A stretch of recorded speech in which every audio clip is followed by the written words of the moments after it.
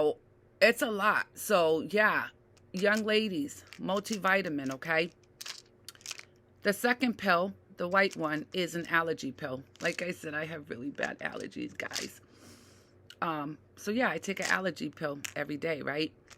And then the third one is my Celexa, 20 milligram. I take that one at night when I want to like come down from my day and get into that relaxed mode where I can sleep, right?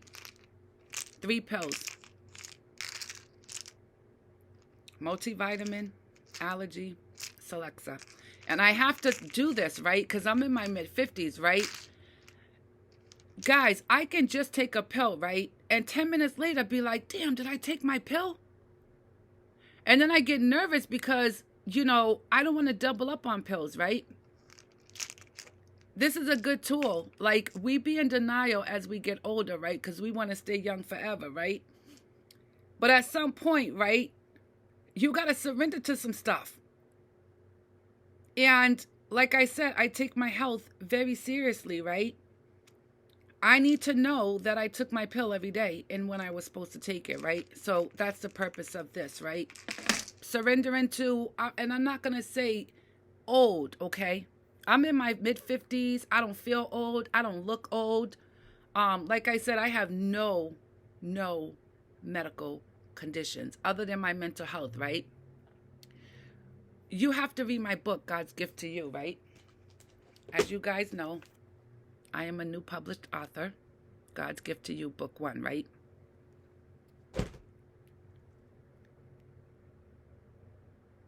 I've never tested positive for HIV. Like, I don't have like Hep C. I don't have any of those things, and I've never have, right? And that's the gift from God, because you have to read my story, guys. Like I said, I should have been dead long time ago, right? Over and over again. Like, I've been in some situations that if it wasn't for God's grace and mercy, I would not be here. And I'm not exaggerating. You have to read the book, okay? Anyway. So, yeah, like Jireh. So the title of that song, right, was Jireh, and it's by Elevation Worship. The woman who was singing, I feel like I know her name, but I'm just gonna look because I don't want to. That was, no, that wasn't. Was it? I'm not sure of her name. I should, right? Because I don't want to get it mixed up, right? Because there's Tasha Cobbs, right? Another amazing artist, right? And then there's Corinne. That's spelled Koryn. And unfortunately, right, this is not giving me the details. Oh gosh, let me stop that. Oh, God. It doesn't give me the information that I'm looking for as far as the name of that young woman. And now I'm about to go into panic mood, right? I get nervous and then I start clicking, right? So we're just going to stop this before I get insane. What I'm trying to do now is like just get out of this. Like, how do I get out of this? God, help me, Jesus. Help me. I think I clicked too fast and my screen just froze on me, guys. Oh my God. How do I get out of this? I don't know how you young people, right? Of course, you guys were like born into this, right? I'm in my 50s and I swear, like navigating through this technology, right? So anyway, getting back to what I was saying, right? The song title is Jireh, Elevation Worship, right? And again, it's not about religion. It's inspirational. It's cleansing. It gets you in that space where you're like, all right, let's go, right?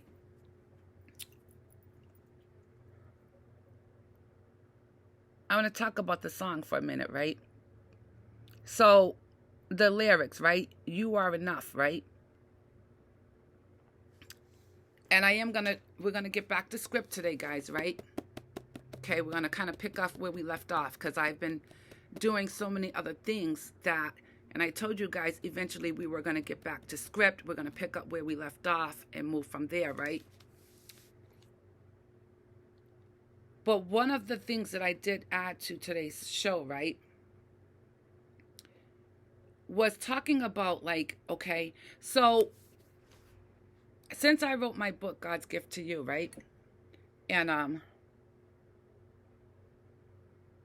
I've had to start learning how to build websites, navigate through the different websites, navigate through the different social media platforms, okay? Because this is a new language to me, too, that I'm learning, right?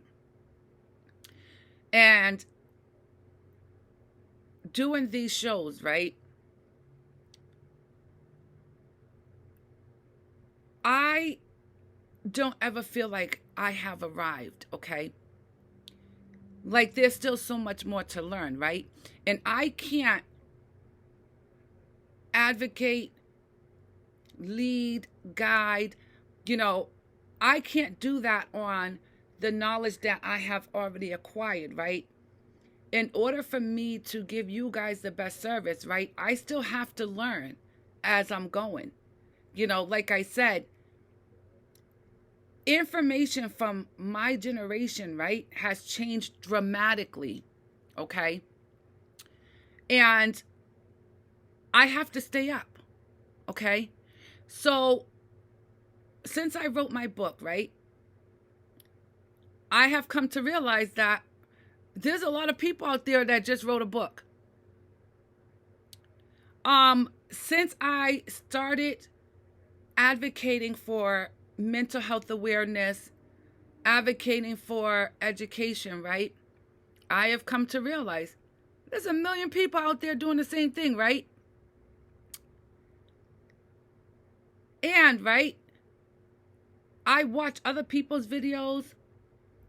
I read other people's material because if I'm missing something, right, like I can't give you the information if I don't have it, right?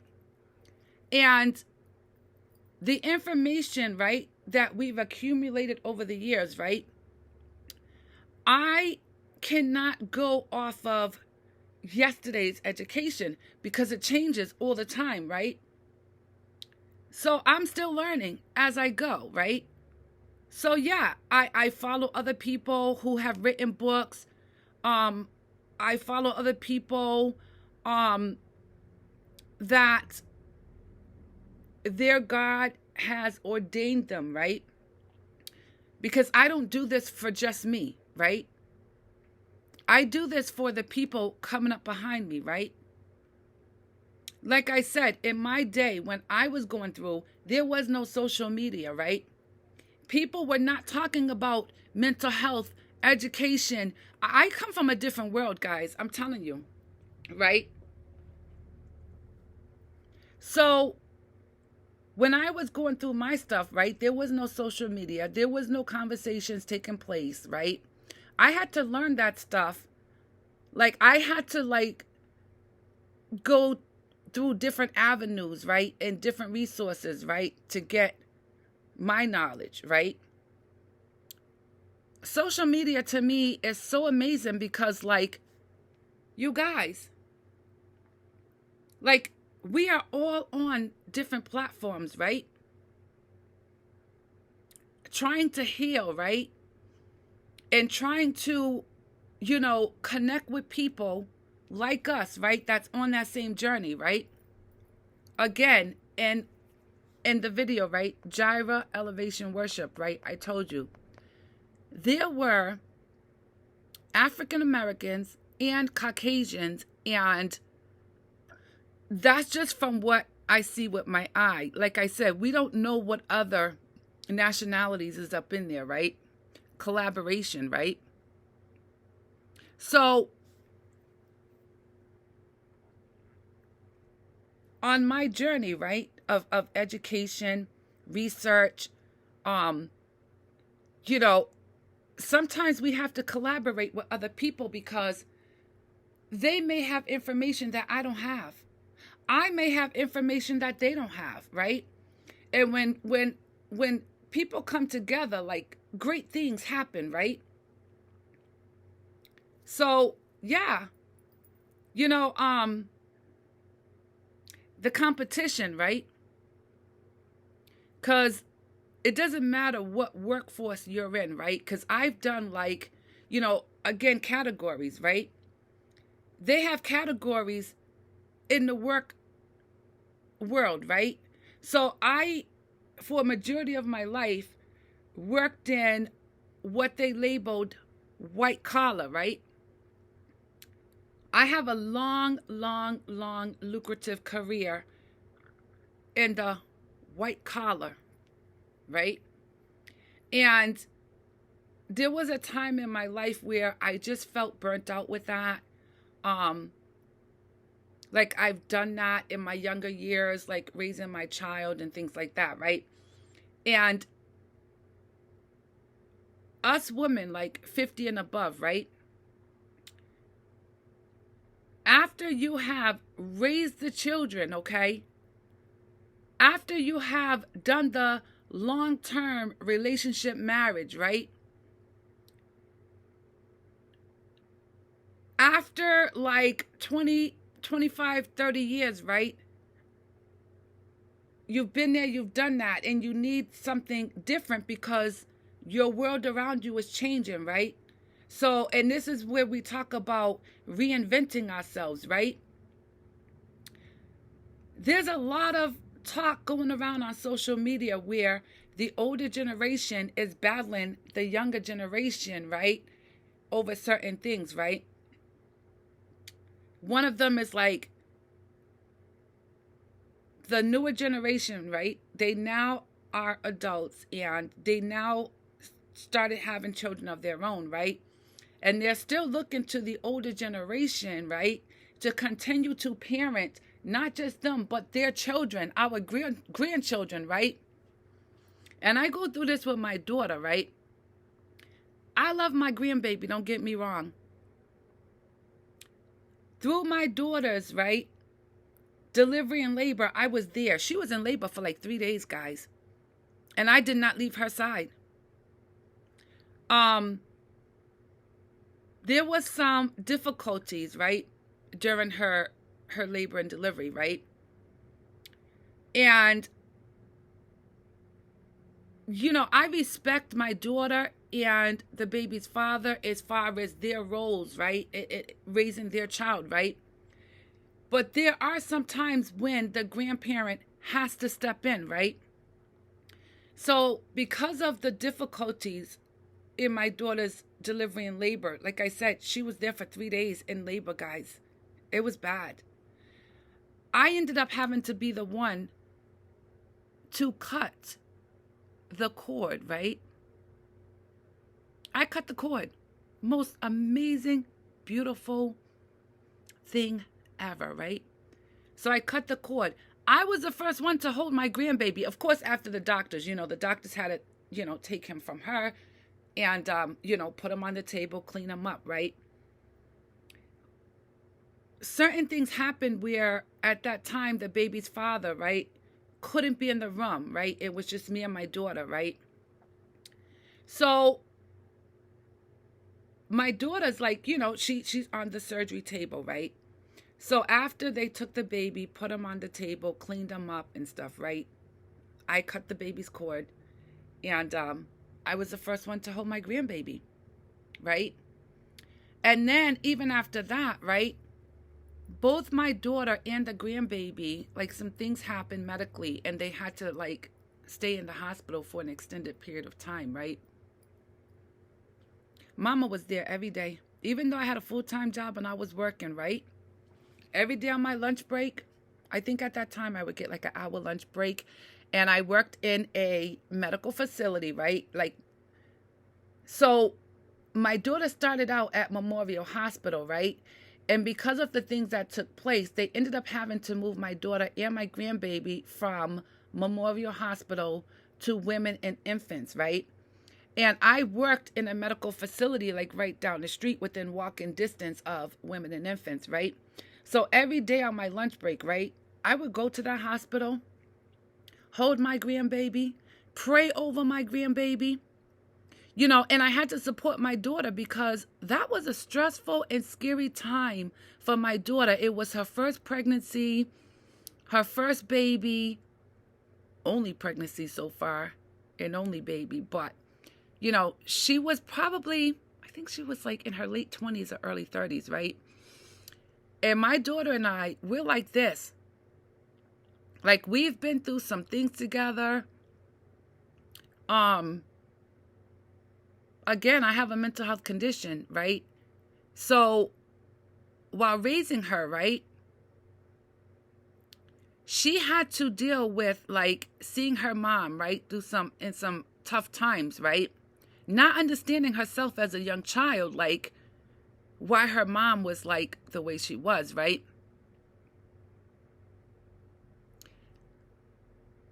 My daughter, right? Seeing her mom, right, in those times, right? Yes, it has caused some emotional trauma to her, right?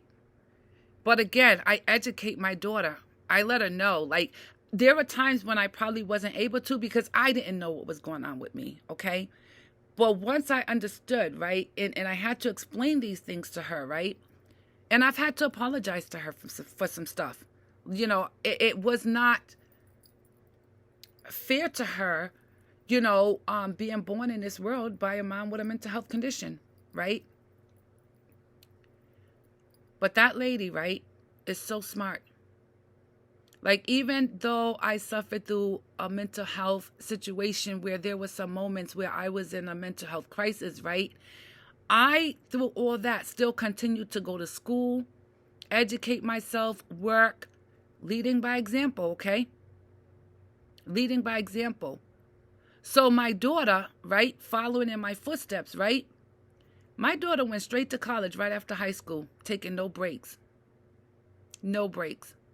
My daughter graduated from college with a 4-year degree by the time she was like 23, 24. And I was with her through that whole process. Okay? So, my daughter, right, she knows about mental health conditions. She knows about the disease of addiction and how it can affect the family members, right? Because I have a family, right, where a lot of us have experienced mental health issues, drug addiction, right? So because my daughter seen all this growing up, right, she didn't have to go down that road. She made her choice, right? I think the hardest for my daughter, right, was when my sister passed, right? My sister was 35. At the time, my daughter was probably like 12, like just coming into her adolescent years, right? And she was close to my sister. So not only was she going through, right, having to process the loss of her auntie, like my sister was my only sister, and we were like this, right? So not only did my daughter at a young age had to process the loss of losing her auntie, right? She had to watch her mom mourn the loss of her sister, and it was bad, guys. It was bad. She watched her auntie struggle through her mental health issues in her battle with the disease of addiction, right? And when my sister passed away, right, because I've had this conversation with my daughter where my daughter told me it was then that she knew she would never experiment with drugs, right? My daughter's smart. She's smart. I have 2 brothers underneath me, right? That my daughter has had a relationship with my brothers since she was born, right? So not only did she watch the struggles of my brothers, right? Her uncles. She loves her uncles, guys. But she also had to watch how it affected me as her mom and how I would have to watch my brothers go through stuff, right? That would hurt me, right? My daughter seen all this. When I tell you my daughter is a wise woman beyond her years, right? And a good woman, right? Despite, okay? Now, don't get me wrong. Like, all my siblings, we all loved my daughter. We all protected her. You know, we did what we had to do. But each one of us also had to struggle with some things in our lives, like, you know, from that childhood trauma, right? My daughter, right, has even, like, witnessed, right, the struggles that I had with my mom, right?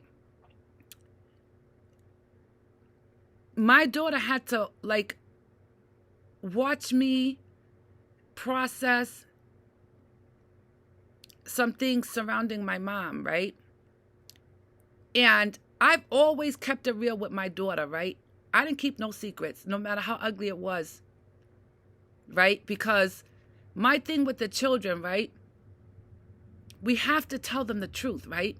You don't want to scare them, right? You want those children to stay babies and stay innocent, right? I mean, there were times when, yes, I put my daughter in a bubble and I had to protect her from these outside things, right? But I still had to keep it real with her and have conversations with her, right? So that she will know some things and understand some things where she would have the information, okay? My daughter has seen some things that I experienced with my mom, right?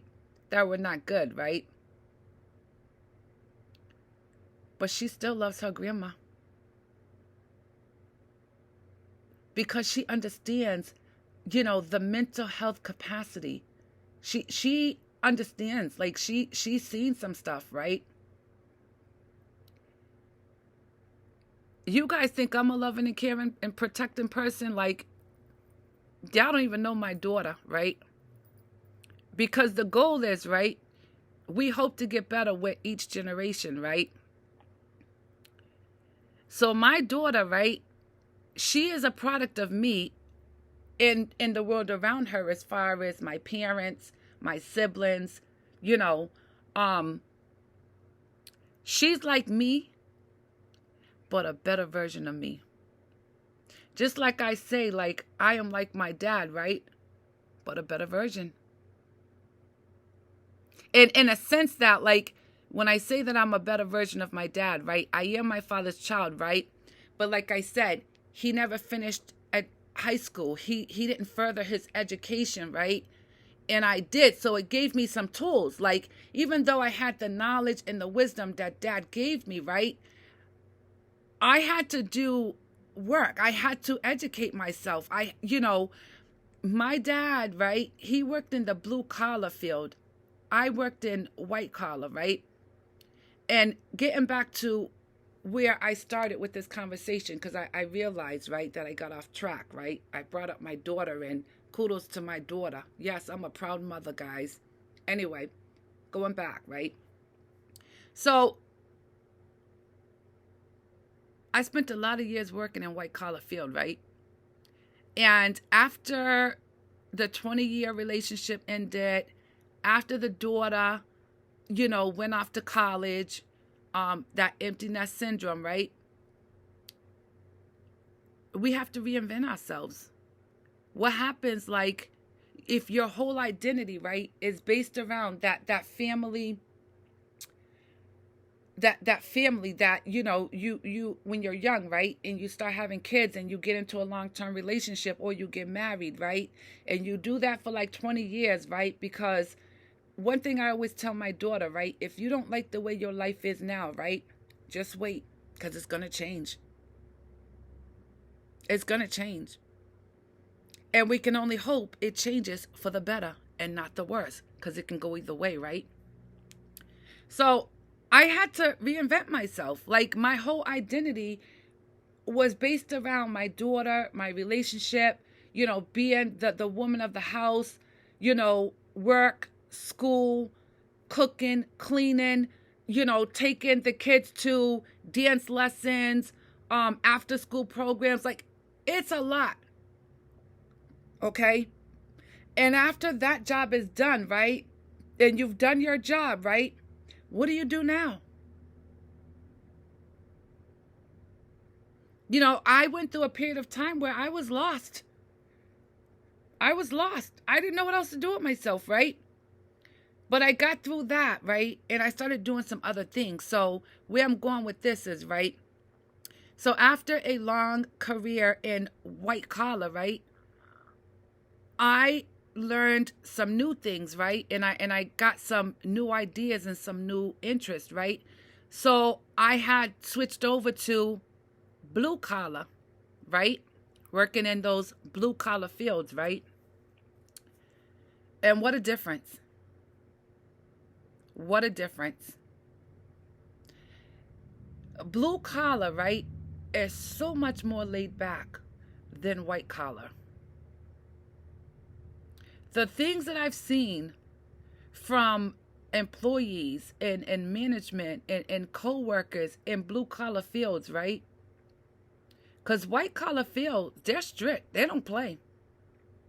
There's all these protections in place. Like when you get a job in white collar, right? In the medical field. I mean, that's all I know is the medical field, okay?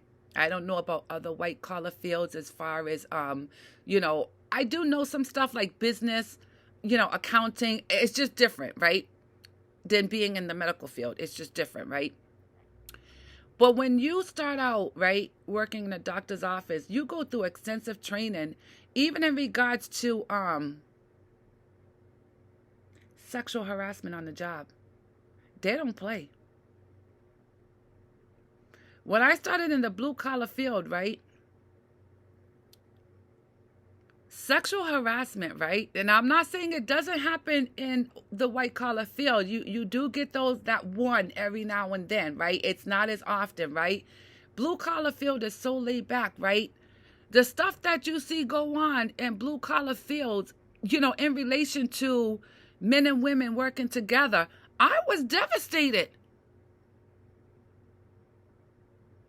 Because, another thing we don't talk about is sexual harassment on the job. How about that? I mean, not to toot my own horn, right?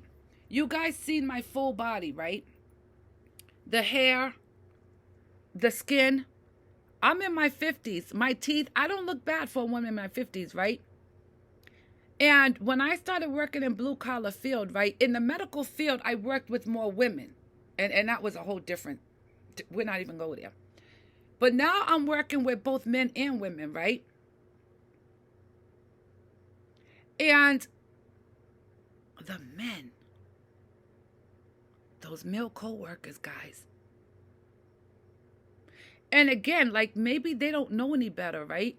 Maybe they worked blue collar their whole life, right? And people are human. Like, you have single men, single women working together. But let me tell you, don't get it twisted, right?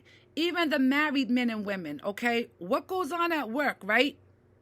Supposed to stay at work, right? So even those married men and women, like, I don't know what their lifestyles are like at home with their spouses, right? But when they come to work, maybe that's their way of playing or having fun or whatever reason why these behaviors happen, right? Now, I don't believe in laying where I make my money. I don't play when it comes to my money, right? There's some things that are very critical that's tied to my money, right? And I've never dated anyone where I work because I truly feel like, right, if it don't work out, right, one of us got to leave and it ain't going to be me.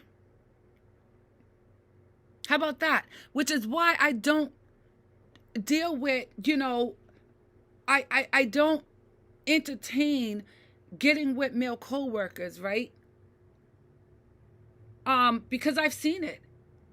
I've seen at work, right, a male co-worker will get involved with a female co-worker, right? And all relationships start out good, right? Because you don't know. You're just getting into a relationship with someone you just met. You might have dated for like a couple months and everything seemed all great and you thought this could be the one, right? I've seen relationships at work blow up bad.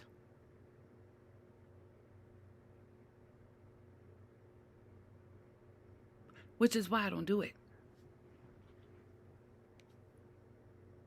I need my money more than I need that man. Sorry. But like, right? The thing is, right? Rejection. Okay? When you reject men, right?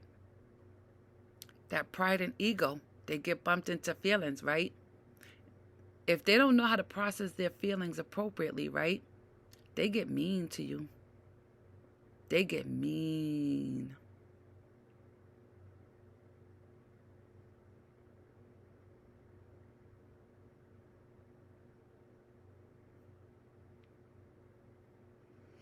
I have had to tell some people, right,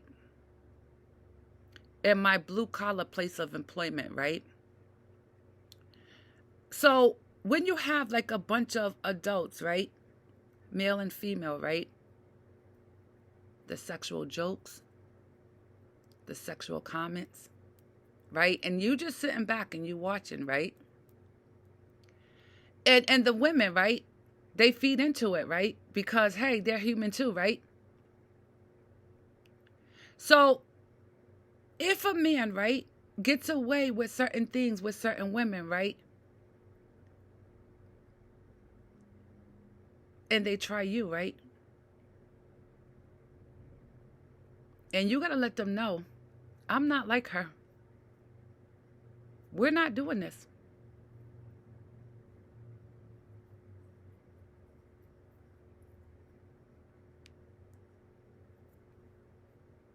But I still have to work with these people. And I'm going to tell you the gift, right? You know, because the title of my book, right, is called God's Gift to You, right? How do you work under pressure?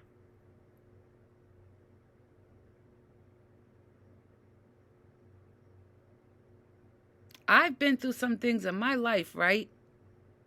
That work-related stuff, yeah, I might fuss about it. I might cry about it, right? But it don't break me. Y'all got to read my book, God's Gift to You, right? I used to get like really hurt, right? That my higher power allowed me to go through so much trauma in my personal life, right? That I didn't realize, right? There were some good things that came out of that stuff, right? Like it taught me how to work under pressure, right? It taught me how not to let these things break me.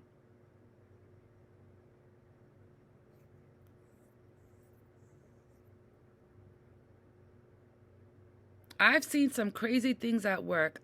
I've bumped heads and had to deal with situations at work, right? That I would go home and be like, oh God, I'm going to lose my job.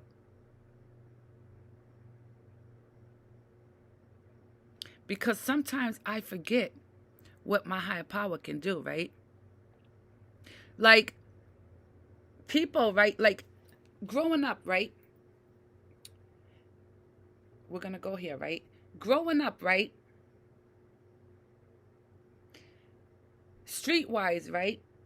Because I paid attention out there too, right? And I know how men can be, right? Doesn't matter like how professional these men are, right? How their age doesn't matter, right? As a young girl, right, I see how men respond to like a pretty woman, pretty face. And we're not even going to say woman. We're going to say a girl because I wasn't even a woman yet, right? I see how men, right, respond to a pretty girl, right? And I knew this, right? So when I was younger, yes, I would use what I had, right, to get what I want. For example, right, I remember as a young girl, right? I went to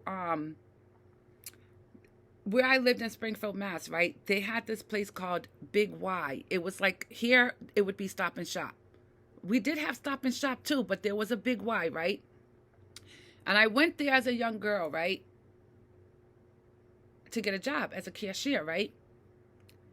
And I knew, right, for my interview, right, that if it would be a male, I throw on my pretty ass little skirt, throw me on a nice outfit, throw some pumps or heels on, do the hair and makeup, right? When I went to that interview, it was a man, a Caucasian man, much older than me, right? I don't know if he was a manager of the Big Y store or whatever. When I walked in for that interview, right, he took one look at me. He didn't ask me any questions about whether or not I was qualified for the job, whether or not I could do the job. He took one look at me and was like, "You're hired." So I do know how to manipulate things, right? Circumstances, situations, right? But also I knew that, right? I didn't want to just be known as a pretty face. And that's why education was so important to me, right? Because some people can see a pretty girl, right, that may not be intelligent enough, right? And they'll take advantage of you. So I didn't want to just be known as another pretty girl with a pretty face and a great body.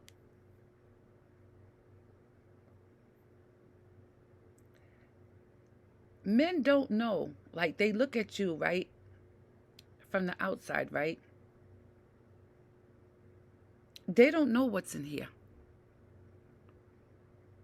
And that's why I say, like, the gifts that God gives us, right, can't be brought in no store, can't be brought online. The gifts are in here. They're in here.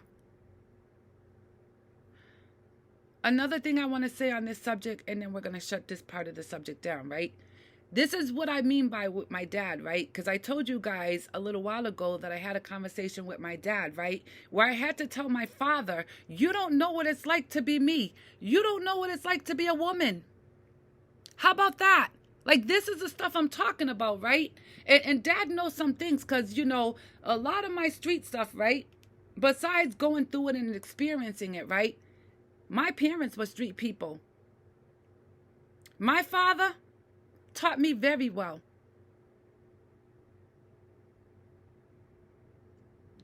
So my dad does know some things, right? But because he didn't finish high school and he never continued his education beyond the grade level that he stopped at, right? Even though I grew up in these like low social economic communities, right? I went to school. And this is what I mean by I'm not only street smart, right? I'm book smart. I read.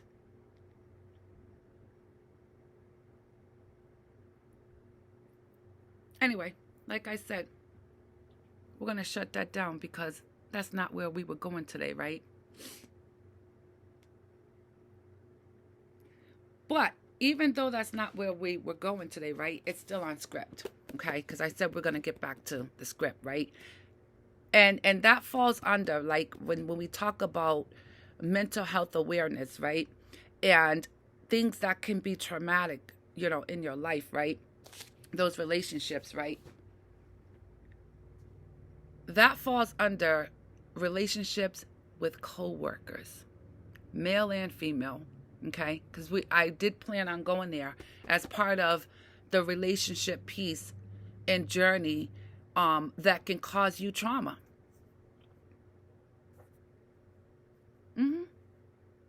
So we're on point. We're going to keep it moving, right? I know, I was talking about the video Jireh, right? And how God gives these young people gifts, right? I jump around, guys. I'm sorry. You know, I have racing thoughts. all day, every day. So it's hard for me to stick to one topic without my mind just taking me other places. Like, even though I have a script, right? And I'm writing notes and I'm trying to categorize it and organize it. Sometimes my notes are messy because this brain of mine, Lord help me. When you ask your higher power for wisdom, knowledge, and discernment, be careful what you ask for, guys. Because sometimes we ask our higher power for things that we ain't even ready for yet.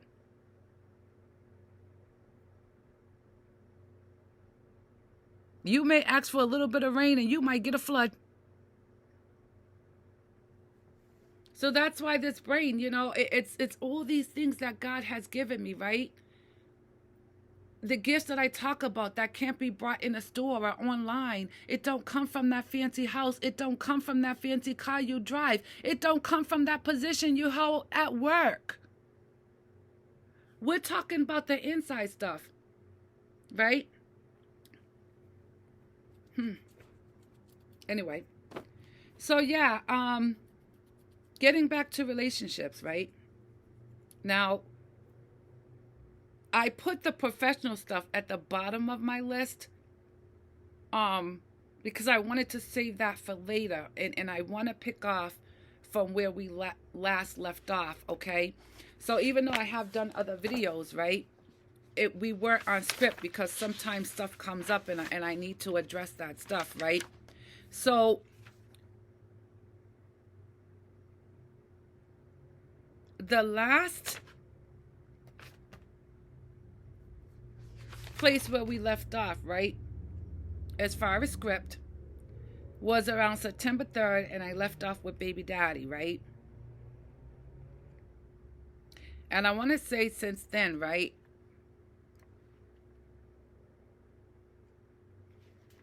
I was since then, right, I was talking about some other things,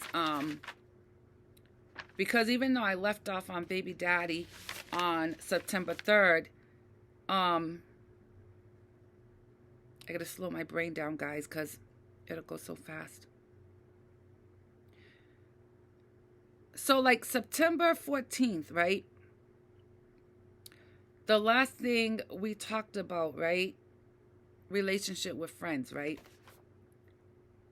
Now, I have to address it, right?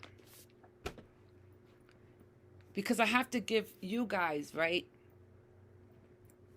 the experience, the knowledge. We're going to use discernment, right? And I'm not going to say any names, right? Because I don't want anybody to sue me, right? So without using names, right? And you guys are going to assume you know who I'm talking to, right?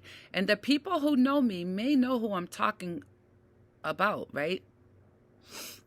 So this is not to, throw anyone out there, throw them under the bus,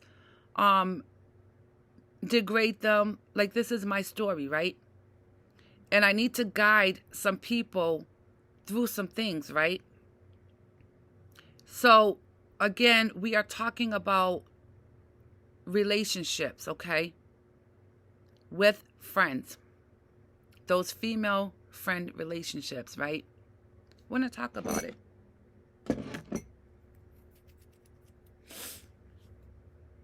So, I don't know if you guys remember, but I was talking about, okay, so I am in recovery, right? I have like 18 years clean.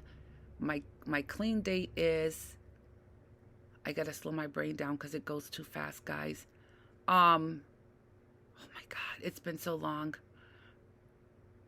I know the year of my clean date is, so my sister passed away in 2003. 2007. That's the year of my clean date, right? 2007, right? I think it's like March 11th. I'm sorry. I've been through so much. I have so much going on in this head. The information flows and there's just so much, right? So I want to say March 11th, 2007, my clean date, right? That I have not had a drink. I have not smoked no pot. Like, I've done nothing, right? And again, because of my mental health, like, I take mental health meds, right? And it's never, ever a good idea, right? Like, your mental health is important, right? And if you're doing the things that you need to be doing to get well, right? And you are taking meds, right? Prescription medication and street drugs do not mix, guys. They do not mix. So you have to make a choice of which is more important, right? Are you going to continue to medicate using street drugs, or are you going to go the professional route, right? And get a prescription from your doctor, right? You can't do both. You can't do both. Anyway. So, while in recovery, right? A lot of people may not know anything about recovery. And a lot of people probably do, right? So here I am, right? Trying to address, right, my substance abuse issues, right? And I go to this program every day, right? And while in this program, I meet other people like me who have gone through some stuff, right? And you have to get sponsors. There's some work you have to do, okay? So you form these relationships, right? With people like you, gone through some stuff. And we're all here now because we're trying to get better, right?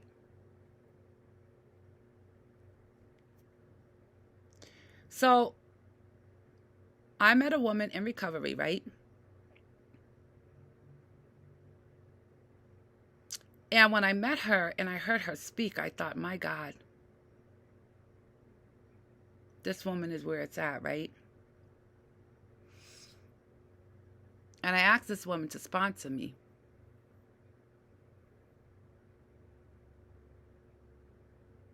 And she did.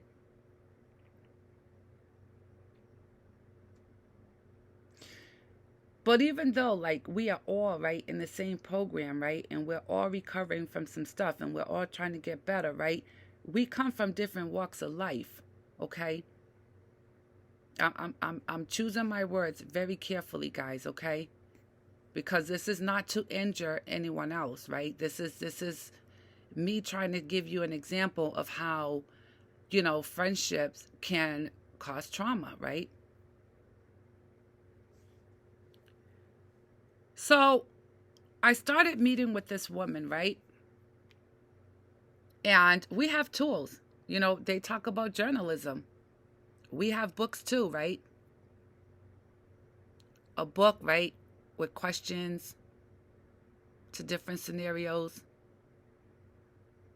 So we read and we journal, right? But by meeting with this woman regularly, right, and doing this work, right, you form a bond with this person, right?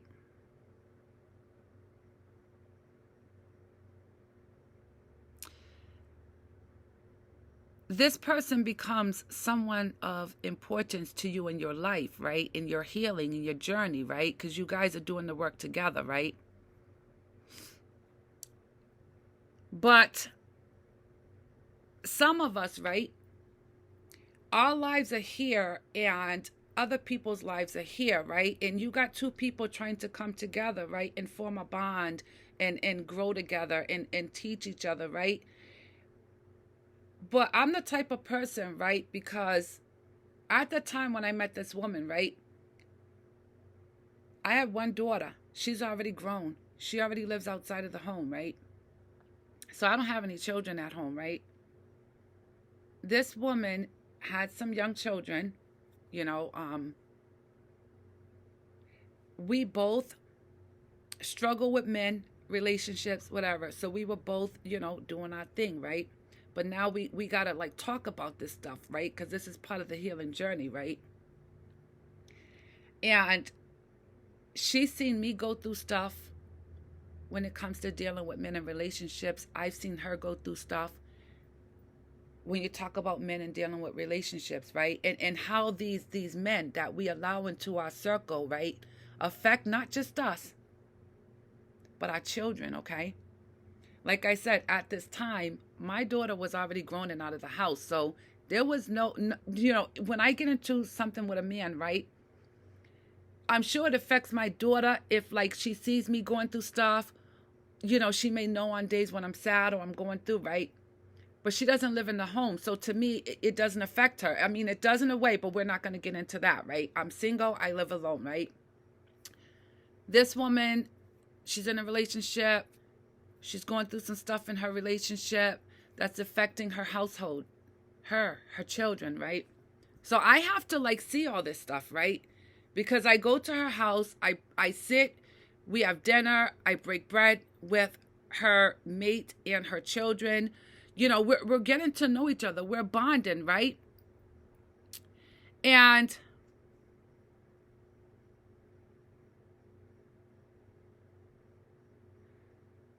where she was in her recovery process, right? And where I was in my recovery process, right? Because I'm going to tell you, I have 18 years clean, right? But prior to this 18 years clean, right, I had 10 years clean, guys. So when I came here to Rhode Island, I came here with some clean time, right? And prior to that, I had 10 years clean where I've done the sponsorship, I've done the work, I've done the material, I've done steps. Like, I came here with some knowledge, right? So where I was in my life, right?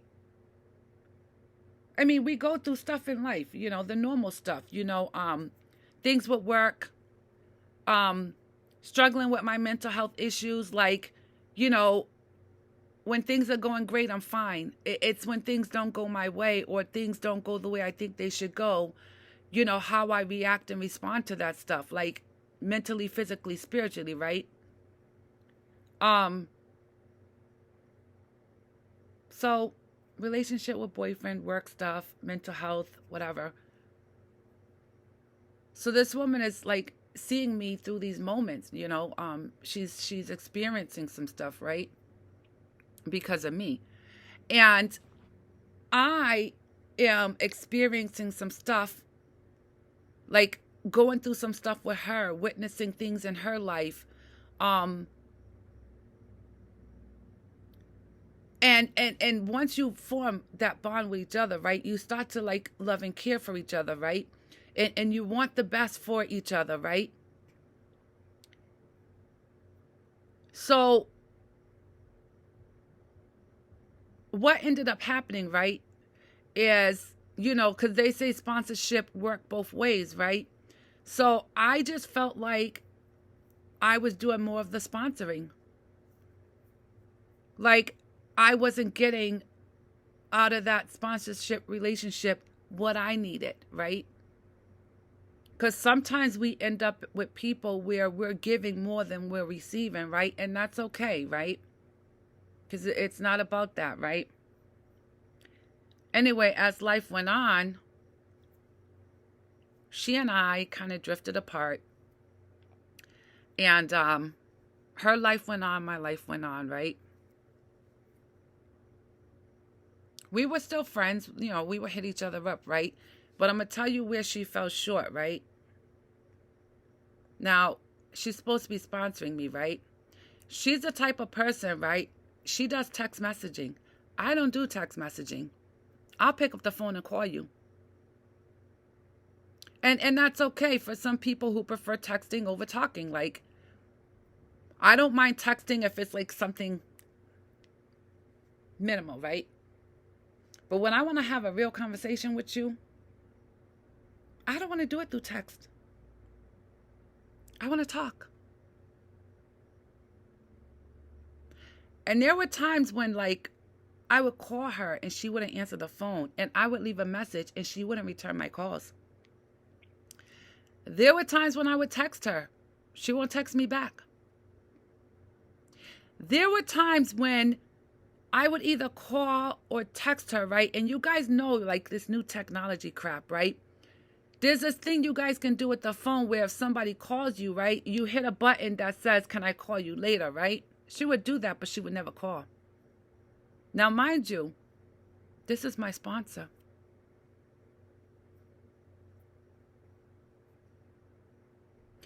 But because she is a person that I know, right, and I get it, like we go through some stuff, right?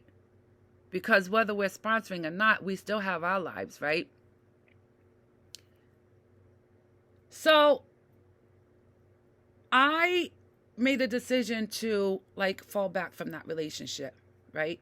Because I've talked about it to other people. I seeked guidance. You know, I tried to practice patience. Like I did it all, right? And some people, right, they pick and choose who they want to be around, right? So you have a friendship with somebody, you're trying to call this person, you're trying to be in touch with this person, and this person is ignoring you, right? But yet you see them on social media with other people, out and about with other people.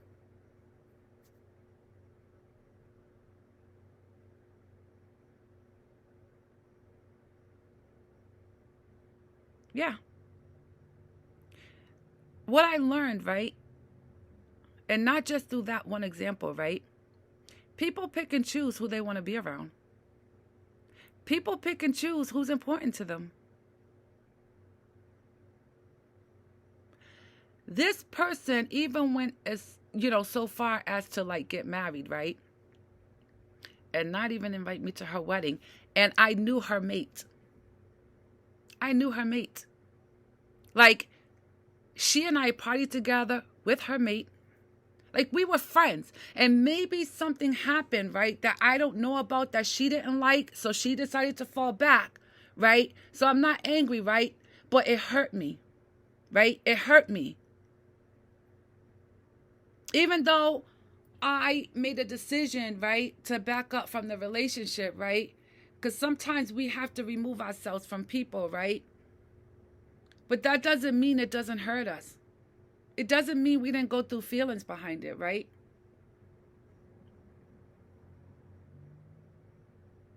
I have done things for this woman. Like I babysat her child. She had something about work and she couldn't get a babysitter. This is during our sponsor, how you say it? Sponsor-sponsee relationship, right? She had to go to work. Something happened. I don't know. She just someone to sit with her child. And I did. Like, why not? I'm not going to like get into every detail, right? Because this is not about, hurting and injuring people, right? I'm just trying to share some experiences with you, right? When it comes to those relationships beyond the boyfriend, beyond the girlfriend, beyond the mates, like friendships, okay? And even though no harm was attended, right? The harm happened. And you got to deal with it. Moving on. While in recovery, right? I met another female friend, right? Now, I moved to another state. I was new to the area. Going to meetings, making connections, getting to know people. People get to know you, like I may make a friend with someone, right? And that person already has friends in their lives. Like they've already established relationships with other people. When you're new, right? When you're new to an area, right? Like these people all grew up here. They all grew up together. They all went to school together, or they know each other's kids or family members. Like they're connected, right? And you are an outsider moving into this environment, right? You have to like start building relationships with people. You have to start interacting with people. You have to start like going out with people and doing things with people because you're getting to know them. They're getting to know you, right? While in this process, I met this woman, right? She reached out to me. She wanted to be my friend, right? And I don't know this woman. Like, I have gone through some stuff, right? that sometimes, right, I can put up a wall, right? Or, I need to protect myself. I need to not put myself in situations that can cause me harm, right? If I don't know you, like, unless I like know you through somebody else, or like, there has to be something, right? But if I don't know you, I don't know any of your people, like I know nothing about you, like, and you approach me, you want to befriend me, like, yeah, I'm gonna be kind of like, you know I don't want to jump all in. I got to go slow, because I've jumped into some stuff, right, and had to jump right back out, right? Anyway, this woman, right, we I ran from her for some time, right? And another friend of mine knew her and had a conversation with me, right? And she told me to just give the girl a chance. She was like, I know her, she's a good person, blah blah blah. Okay. So I took a chance, right? And me and this woman, we ended up going out together one night. Like, we went to the club, we had a good time. It was great, right? On the way home, okay, she was driving, I was in her vehicle, right? On the way home, she calls her boyfriend on the phone, right? And laughing and jokingly, right, she said to him, she met this girl, she's real pretty, you're gonna like her. Like, she was talking like jokingly about a threesome, right? Now, I don't know this woman. I'm not from here. I don't know any of these people. I've been through some stuff in my life that you would not believe, right? So to me, whether you're joking or not, I don't think it's funny. You don't know me, I don't know you. I'm trying to get to know you, right? And that was scary to me. Like, she calls her boyfriend and she's telling her boyfriend about this pretty girl that she met, and jokingly suggesting a threesome, right? I didn't say anything through the conversation. I just sat there, I listened, right? She drops me off at home. I ran. She called me. I never returned her calls. Like, I was all set. Like, no, we're not doing this, right? So after some time, this woman and I, we ended up, I don't know how we ended up within each other's vicinity. We had a conversation. She explained to me that she was joking. Ha ha ha. She thought it would be funny. And I told her, like, I get it, right? But I had to explain to her, my thought at that time. Like, I probably didn't know you were joking. Like, it was just, yeah, we're not doing that, right? Me and this woman ended up being very good friends, right? And I love her to death, okay? Love her to death. She is a sweet, generous, loving, caring, God-fearing, like, she's the bomb, right? However, right, now, she is dark skin in complexion. I am light skin in complexion, right? And I hate to go here, but this is where people go, okay? You see my hair, right? So this particular woman, right, she does know me. She knows, like, my history with relationships with men. She and I supported each other through, like, if she had a mate and they were going through something, or they broke up, I had a mate, we were going through something. We've been there for each other, okay? She refers to me as eye candy, right? And there was an incident, right? She and I, we got dressed up. I was looking fine as hell. She was too, but let me tell you guys, I had on this black silk dress, like, no straps, shoulders, nice fitting, classy, right? Silk ribbon tied around my waist. Y'all always see me dressed up, right? But anyway, while we're at the club, I'm dancing. I don't drink. I don't smoke. Like, all natural, right? Enjoying the music, enjoying the scenery, enjoying being out, having a good time, right?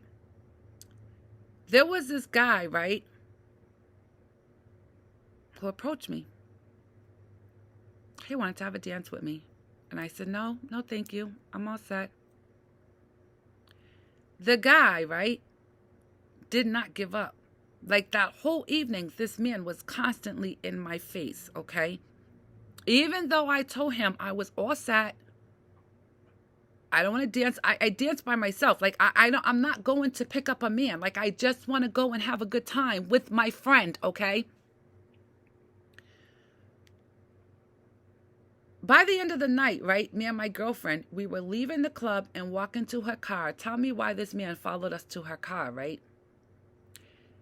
She's driving. She gets in the driver's seat.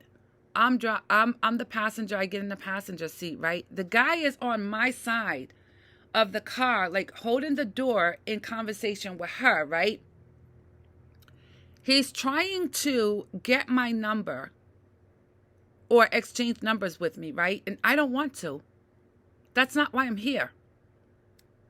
She kept trying to convince me to just take his number because I never know. And I'm like, no, I do know. I'm good. I don't want his number. She says to the guy, well, just give your number to me and I'll give it to her later. Okay, that's just one scenario, guys. As this girl and I's friendship continued, right? So there was another night we had planned on meeting up at a club. You know, we're going to go to the club, have a good time, whatever. This was a different club, right? I get there, right? It was me and a female cousin that I went out with that night, right? I get there with my cousin. She's not there yet. She's on her way, whatever. She comes with her sister's husband, and there was like another gentleman, right? That I didn't recognize right away, right? So we all meet up at the club. We're all enjoying ourselves, having a good time. And I noticed this gentleman like hanging around her in the background, like sitting at her table. Like he was just there, right? Me, I go on with my night. I'm enjoying my night, whatever. The night ends, right? I leave with my female cousin. I go take my cousin back home, right? Somewhere along the next day or two, right? When I thought about it, right? I was like, is that the same guy from the other club?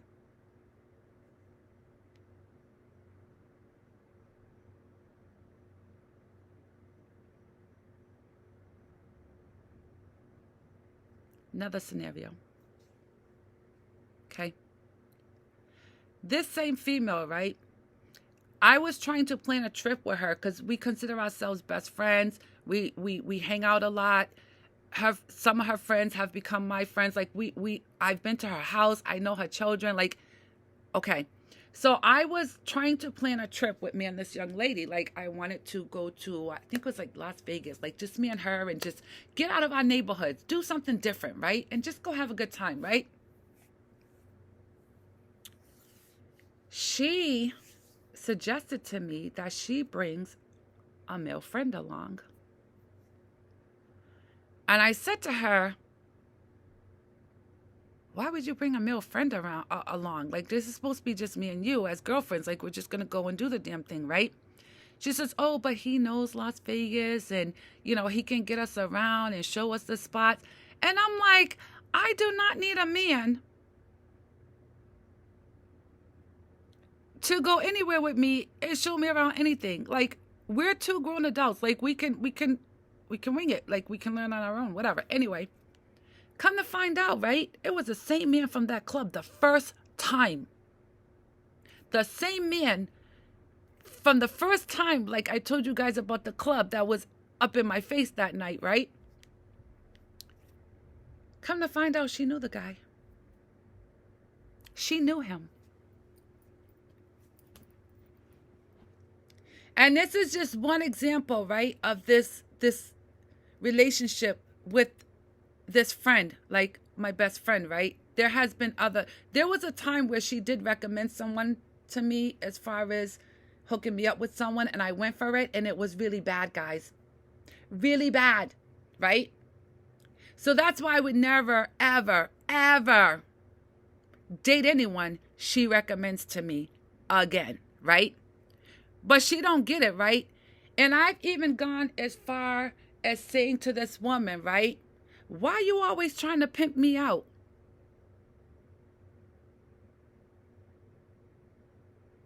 Now, if you know what I mean by pimp me out, right? You know what I mean, right? I'm not going to get into it. I'm not going to explain it, right? So we've had this conversation, right? And she continues to do it anyway. And yeah, if she sees this video, if any of our friends see this video, I might get a phone call. I may not. She might get mad at me. She may not. I don't know. But I'm talking to you, right? About how, right? These friendships with these females, right? They may have all the best intentions in the world, right? They may seriously love you, right? But some people's mentality, right? Even when you communicate with them, right? About your feelings and how you feel. Even when you try to set boundaries, right? Some people don't get it. So again, the pain comes because I love this woman, right? I enjoy her company, right? But now I got to fall back. Because I've had the conversation. You're not listening to me. Stop trying to hook me up. And there was a point in our relationship where I even said to her, why are you always trying to hook me up with somebody? Why don't you find somebody for yourself? You date them. Like if I make plans with you, right? I come alone. It's just me and you. Like just because like you're friends with someone, right? Doesn't mean one of your other friends wants to be friends with that person. And even if that happens, right? Those things take time, right? But if we're friends, right? And we set up a luncheon date where we gonna meet up and enjoy each other's company and you come with a whole entourage, I'm not gonna feel comfortable. Maybe you know them people, but I don't. When I make plans with you, I show up by myself. Because maybe you need that one-on-one time with me, right? Maybe you got some stuff you want to talk to me about, right? But now you can't relax or be yourself or have those conversations with me because I showed up with a whole entourage.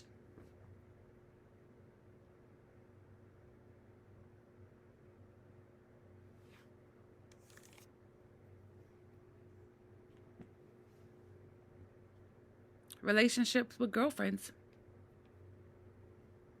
They could have good intentions. You could truly love and care about one another. But sometimes, yeah, they cause you harm too. Anyway, guys, this video is going into an hour and a half, right?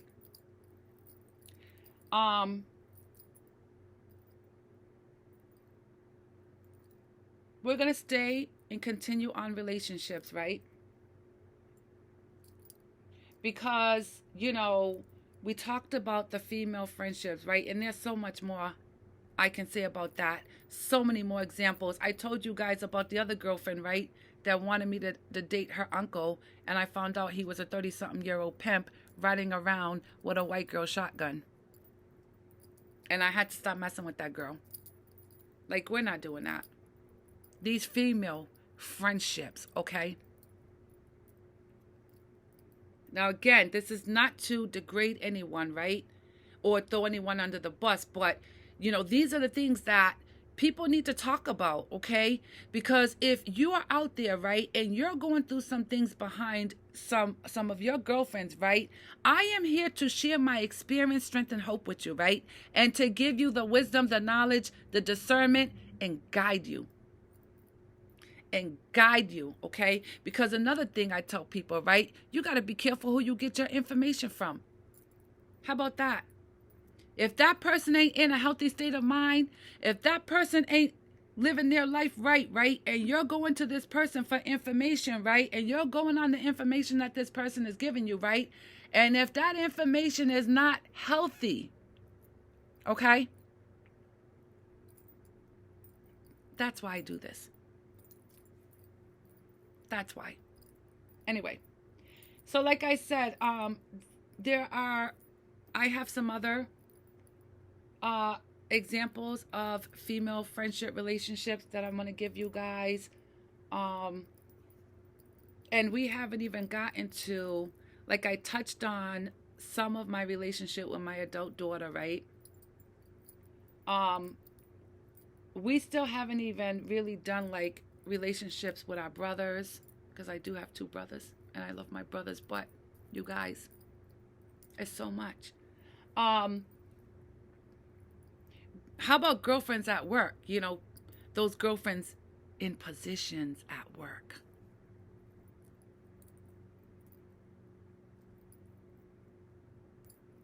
And we still haven't covered relationships with like men. Being in your 50s, right? And being single, right? And dating. We haven't even got there yet. Um and this is what I mean by, right? Reasons to be depressed about, right? And let me just explain, right? Just because a person, right, struggles with depression don't mean we're sad. Because people, right, have these misconceptions, right? They'll see something and not understand it and judge you accordingly. And they don't know the whole story. They don't have all the information.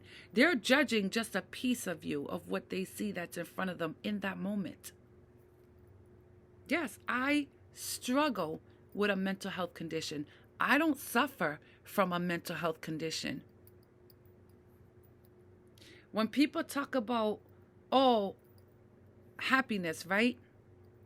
I am so happy that God gave me all this wisdom and knowledge and discernment. I am so happy that God has brought me through some stuff. I am so happy that I'm still alive because, trust me, in my journal, in my books, I address my friendships or relationships with family members or people who didn't make it. My sister left this earth at the age of 35. I am in my 50s.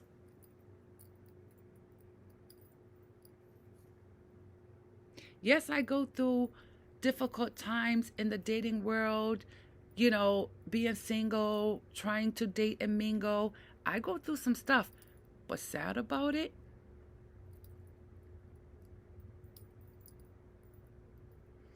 there are so many men out there to be sad over one.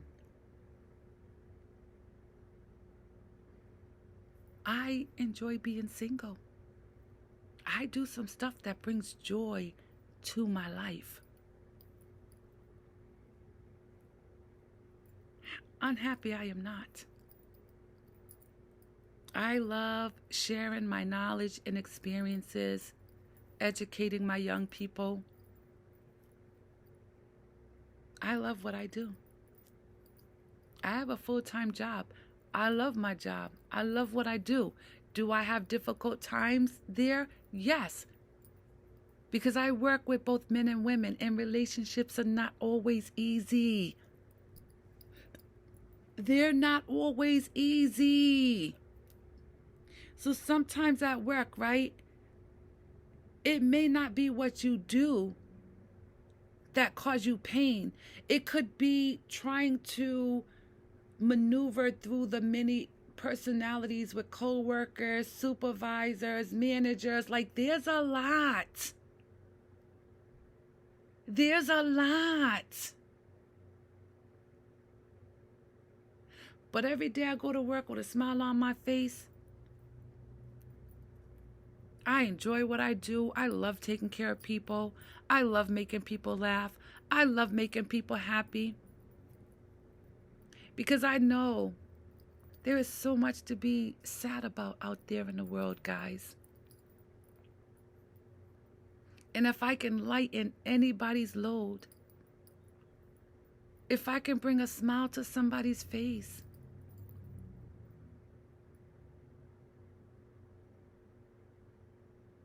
anyway. So yeah, I mean, there's just so much more to cover. You know, wellness is a journey that never ends, right? And we talk about dealing with these past traumatic experiences, right? But what about those everyday, present traumatic experiences? Just because you heal from the past, right, doesn't mean some more shit hasn't happened since then. How about that? When I tell you, right, that God gave me this gift,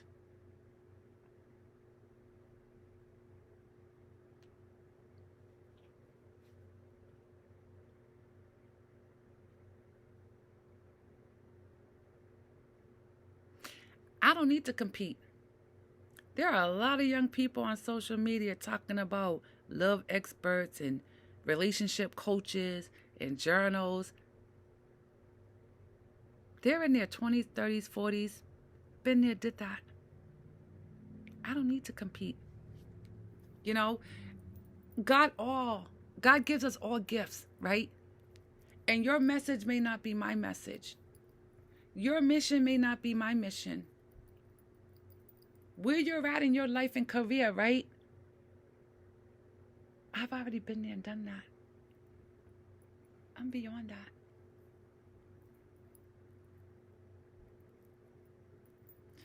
But I know that I can still learn from my younger people, right? Like technology. My daughter, I be getting on her nerves with, my phone is doing this. My computer's doing this. What do I do? How do I do? I be at work with my young people like, can you show me how to do this? Like, there are some other things I can learn from my younger generation, right? And I used to tell my daughter, like, you might be grown, right? But you can still learn some things from your mother. How about that? Anyway, guys, thank you so much for stopping by and sharing this part of your day with me. Like I said, it is Sunday, September 17th. It is now 12 o'clock. And I got to microwave my coffee because it's cold now. I got to pop those pills. I want to blow dry my hair today. Like, I'm tired of wearing it wet and curly. Because I don't know if you guys know, like, when you have a lot of hair, right? And you wear it wet every day, right? After so long, it becomes like a mop where it has like that wet mop smell to it. So you got to blow dry it out and give it a break from wetting it every day, right? Because just like a wet mop molds, right? And holds like, I don't know, germs or whatever, right? Yeah. Time to blow dry that hair out, Johnny. I don't want my hair to be molded or have a smell to it because it's wet every day. You know, when it's hot out, yes. But now that the weather is, I can blow dry it out. Because in the winter, right, if I wear my hair wet, I will be cold. I'm talking cold, cold. The only time I really wear my hair wet and curly is during the summer days when it's like 90 degrees, because having the hair wet kind of cools me down. Like, I don't feel as hot. But once the weather cools off, I can't have my hair wet because I be like cold. I got to blow dry that stuff out. Anyway, guys, I probably will do another session today. I don't know. We'll see. Right now, I'm going to go warm up my coffee, take my pills, have me some breakfast. I hope you guys got something out of today's video. Please subscribe to my YouTube channel, guys. Like I said, there's still so much more to cover. Take care.